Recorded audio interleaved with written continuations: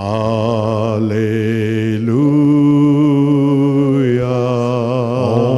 Om Mani Padme. Om. Allah.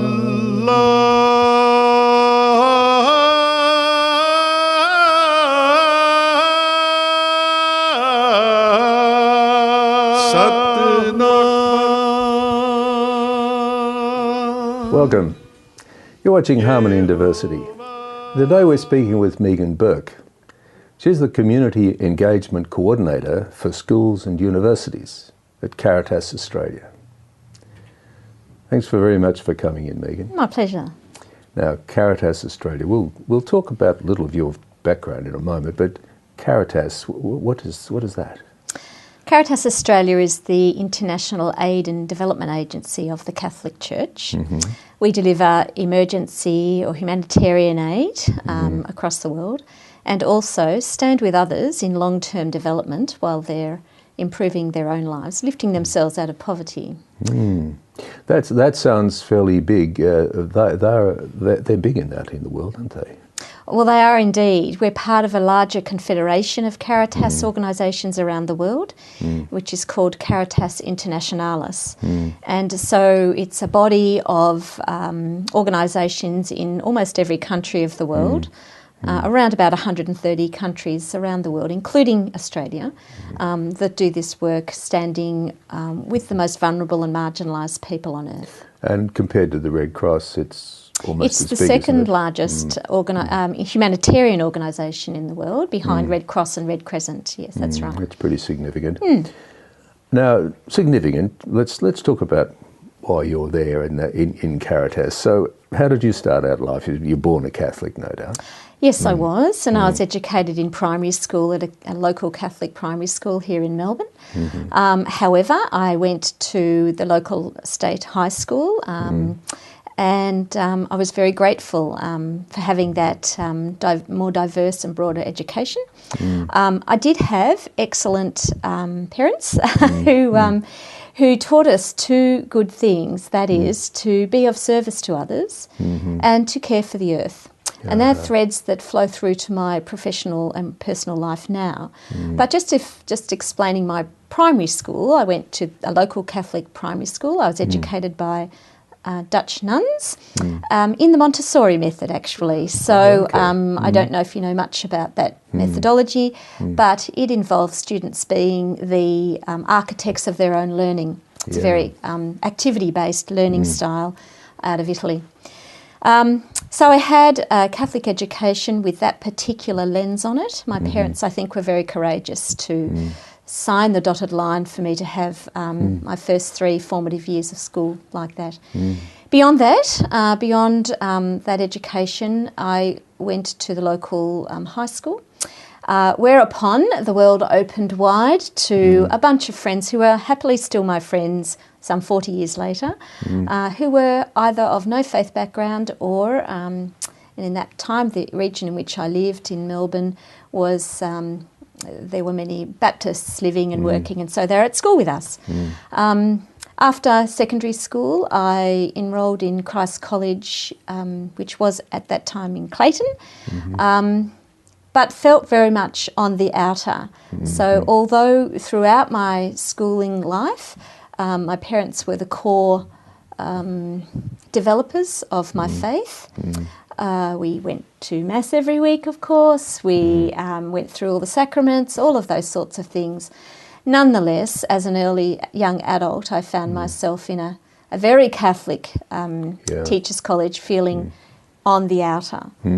Subsequently shifted within a month or so to one of the state teaching colleges and enrolled in a degree in environmental science. So I have been able to keep, I think, through all of that, thanks to my parents, this consistent sense of service to others and care of creation, and it's definitely moved into my adult life, my long adult life.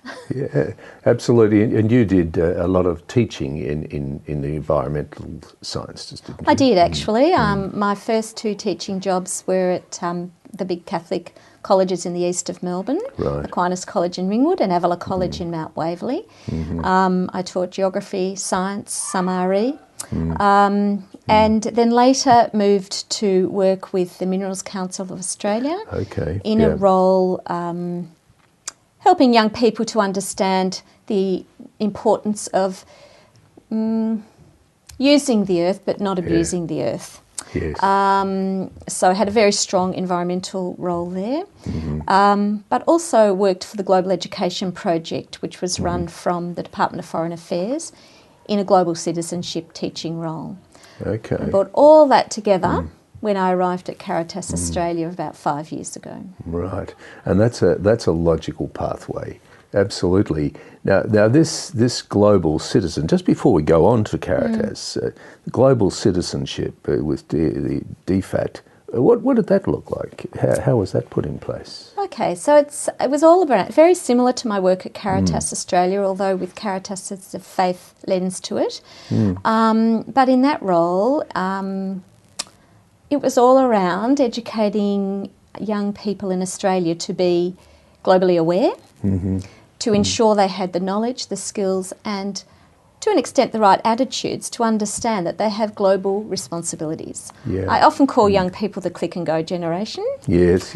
I think they have other tags like Gen Zs and Gen Alphas and Gen Ys and so on, but nonetheless, they're the young people, and I don't mean this people, facetiously, but they have everything at the click of a button. Yes. So they are engaged globally, quickly, and from nearly birth now. Yes. And so they need to be knowledgeable and skillful responders, Yes. given that we're so blessed to have landed our gene pool here in Australia, or in the case of immigrants, their parents have made decisions to live here. So I feel very strongly about us all having a moral call, I guess, to respond to others that are more marginalised and vulnerable than we are. Yeah, absolutely. And as you said, that was a perfect foundation for moving on into Caritas, because it was actually, because although I had I would say a very formal Catholic education in primary school, focused from my parents during adolescence and during adulthood, I always had this sense of seeking a deeper Catholic Christian response. and at the present time we're seeking time and we're out of it. Right. We'll be back in a moment.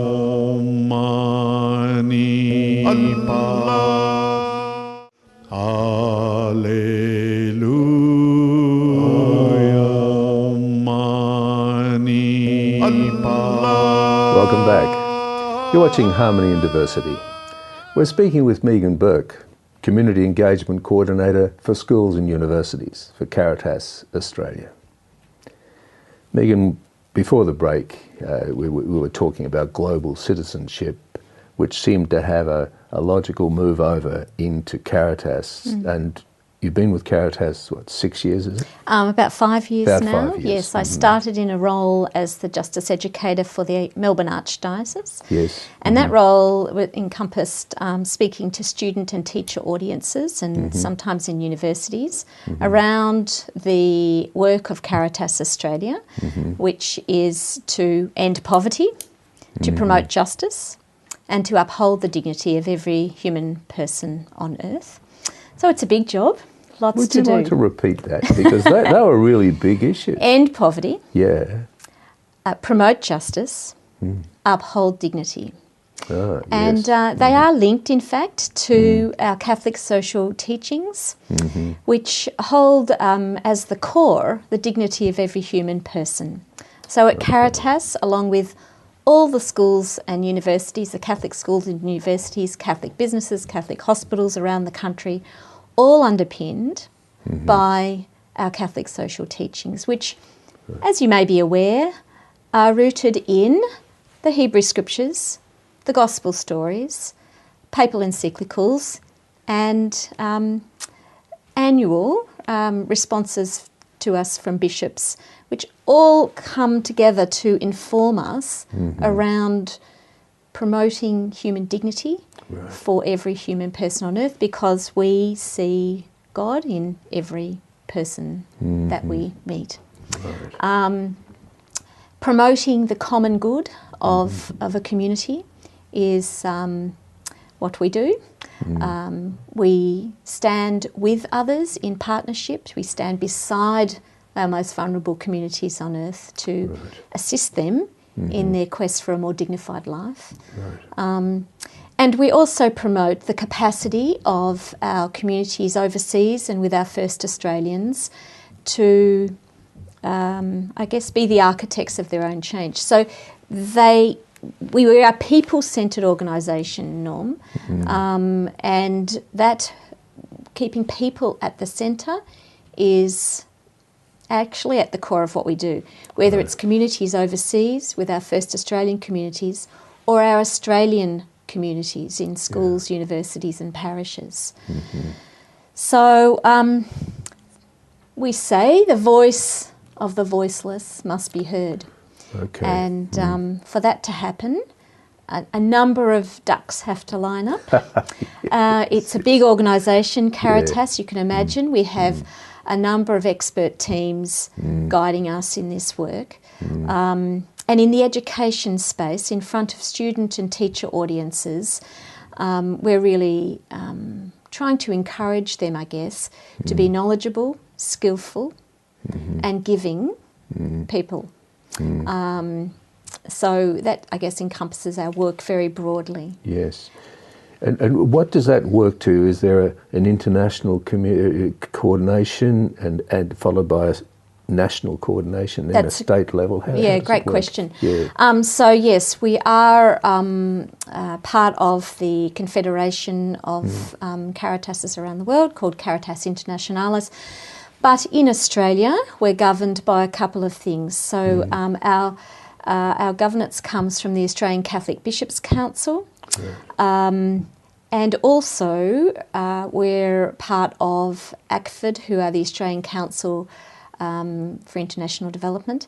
And we have, I suppose, obligations to those organisations to fulfil different requirements. It's really important that we are effective, efficient in the use of resources that are generously given to us from the Catholic community largely, and some non-Catholic donors as well, and that we're transparent. It's absolutely crucial.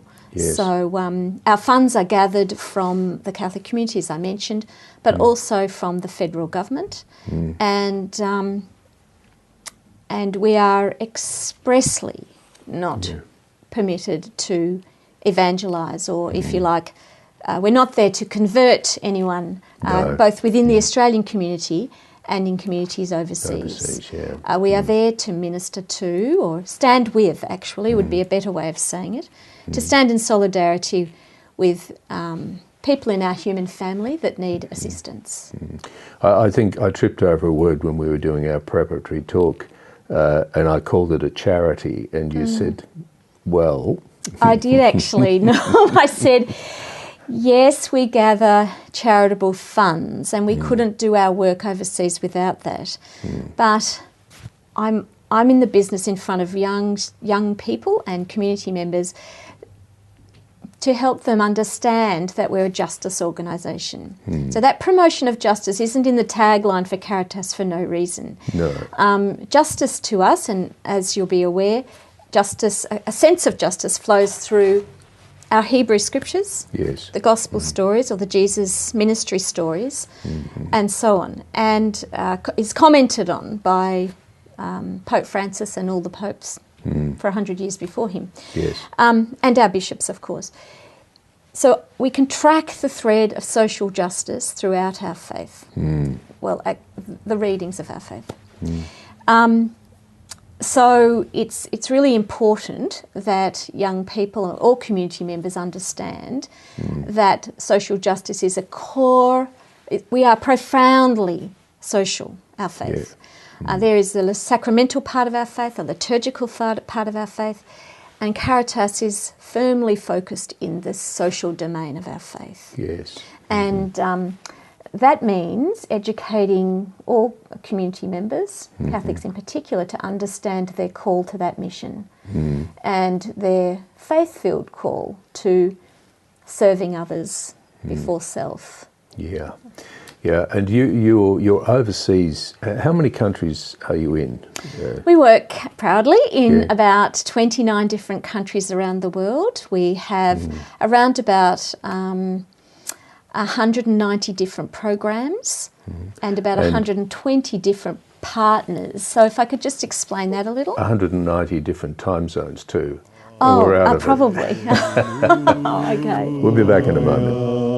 Mani Allah. Alleluia. Mani Allah. Welcome back. You're watching Harmony in Diversity. We're speaking with Megan Bourke. She's the Community Engagement Coordinator for schools and universities for Caritas Australia. A Caritas, which you said before the break, has representation in 29 countries, and you were in the process of breaking that down. So Caritas Australia is in 29 countries. We have about 190 programs across those 29 countries, and we work with around about 120 different partners. So Caritas Australia is, if you like, the funding body, and we work in partnership with other non-government organisations in different countries. They may or may not be Catholic organisations, but they deliver on our behalf that capacity for communities to improve their own lives, to live a more full and beautiful life, if you like, a dignified life. Could I just elucidate that a bit? So Caritas International and Caritas Australia. So Caritas Australia is in 29 countries. Is that in connection with International, or does it have its own presence in different countries? Its own presence. It has its own presence. Yes, okay, but right. We are part of that confederation. So different parts of different Caritases around the world, I suppose. They're often known as Australian Catholic Relief or similar. They look after different parts of the world. Right. So Caritas Australia operates, for example, in Southeast Asia because it's in our neighbourhood, or in the Pacific, it's in our neighbourhood, and historically in other parts of Africa and South America. Bit of a timeline. Caritas itself, when and where did it start? Well, we have our roots a long time ago in 1897. We were, the first Caritas emerged from a guy called Lorenz Werthmann, who was in Germany at the time, responding to the need for vulnerable and marginalised people in that part of the world, in Europe.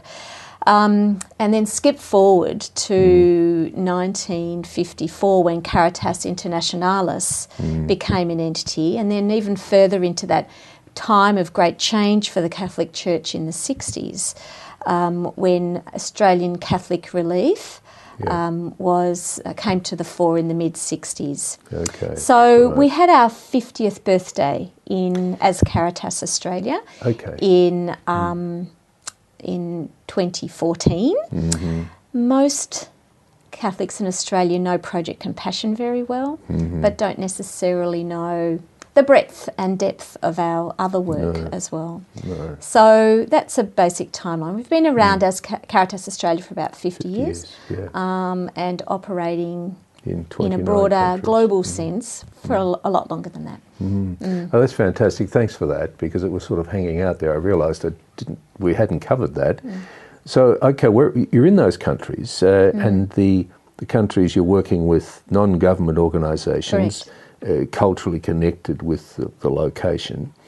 What do those interfaces look like with the communities? How's that coordinated? Do you know what, Norm? That's where I see the greatest dignity being enacted, is between the partners and the communities that they're working with on our behalf. but in terms of the governance of that, Caritas Australia, we have country managers or project officers that offer advice, and again, I hate to harp on it, but they stand in solidarity with those organisations or partners in country, and give advice around training around good development practice and so on. Right. So we have, I suppose, our long-term development, which is as it says, the development which stays with people for a period of time. So Caritas Australia will offer training and advice to those partners. There are, of course, monitoring and evaluation to occur to ensure that the money generously donated by Catholic Australians will and is being used in the right way. But underpinning even those programs in country that are delivered by our partners in different countries, we need to be able to see at the very least an adherence to those Catholic social teachings. So it might not be explicitly said, but you can tell when you move into country that people are being treated in a dignified manner, that they are involved in peace-building relationships, that voice is being given to everybody in that community, and so on. So there is definitely an oversight from Australia, but our partners in different countries, as you said, are culturally sensitive, have language, the right language, and know the best way to deliver those programs. And we have a great diversity of programs. Yes. Well, we'll talk. Well, possibly not today. We'll talk about that diversity, but hopefully we might in our next program if you agree to do so. Oh, I'd love to come back. That'd be great. That's fantastic.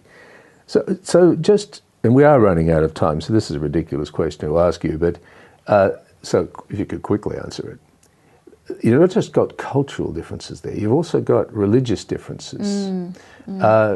Do you ever strike any issues with that? Like, because clearly you may not be, you're Catholic, but you're Christian and you're working, say, in a Muslim country. Do you strike Okay, so I think honouring the dignity of those people is encapsulated in that our integral human development model ensures that we're not just assisting people to develop their full person economically, but also socially, politically, spiritually.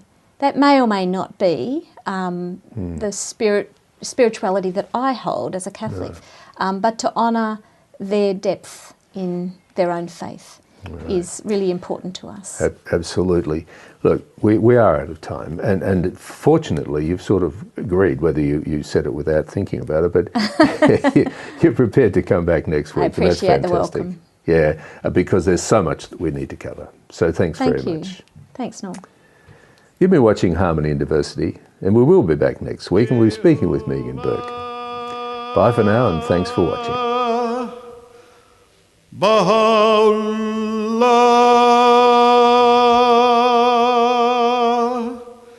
Shanti Om,